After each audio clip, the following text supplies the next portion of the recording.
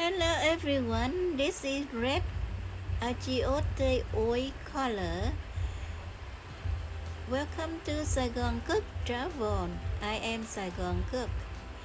If you're new to my channel, please like, share my videos and subscribe. It means a lot to me. Thank you.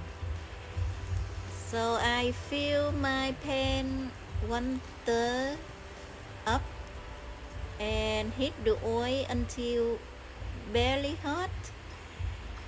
Then drop in achiote seeds, and that's it. When the red color like so appears, turn off the heat and you're done.